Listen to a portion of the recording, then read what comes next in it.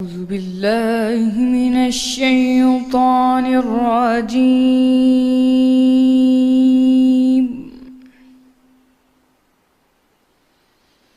بسم الله الرحمن الرحيم.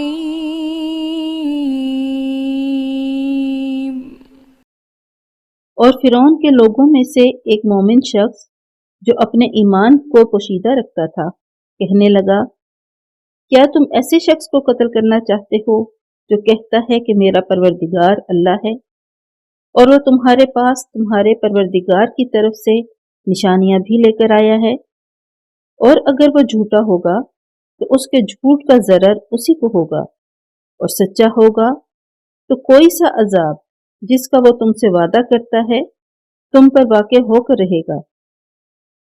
بے شک اللہ اس شخص کو ہدایت نہیں دیتا جو بے لحاظ جھوٹا ہے۔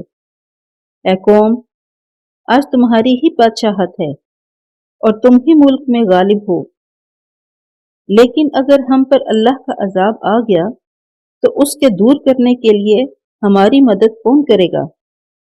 فرعون نے کہا کہ میں تمہیں وہی بات سمجھاتا ہوں جو مجھے سوچی ہے، اور وہی راہ بتاتا ہوں جس میں بھلائی ہے۔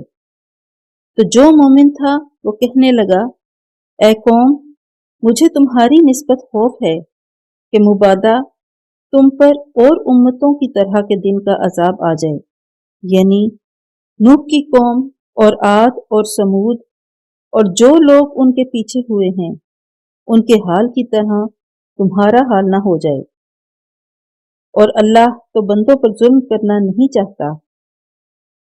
اے قوم، مجھے تمہاری نسبت پکار کے دن یعنی قیامت کا خوف ہے، جس دن تم پیٹ پھیر کر قیامت کے میدان سے بھاگو گے۔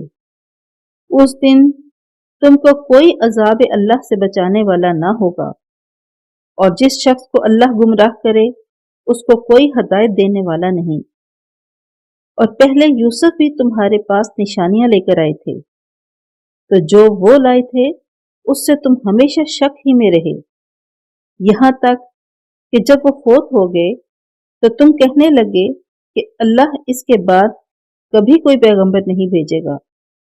اسی طرح اللہ اس شخص کو گمراہ کر دیتا ہے جو حد سے نکل جانے والا اور شک کرنے والا ہو۔ اور جو لوگ بغیر اس کے کہ ان کے پاس کوئی دلیل آئی ہو اللہ کی آیتوں میں جھگڑتے ہیں، اللہ کے نزدیک اور مومنوں کے نزدیک جھگڑا سخت ناپسند ہے۔ اسی طرح اللہ ہر متکبر سرکش کے دل پر مہر لگا دیتا ہے۔ اور فرعون نے کہا کہ حامان، میرے لیے ایک محل بناؤ تاکہ میں اس پر چڑھ کر رستوں پر پہنچ جاؤں، یعنی آسمان کے رستوں پر، پھر موسیٰ کے اللہ کو دیکھ لوں، اور میں تو اسے جھوٹا سمجھتا ہوں۔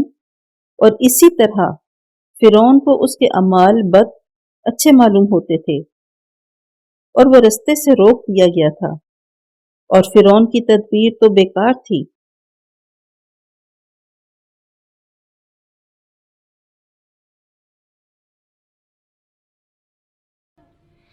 صدق اللہ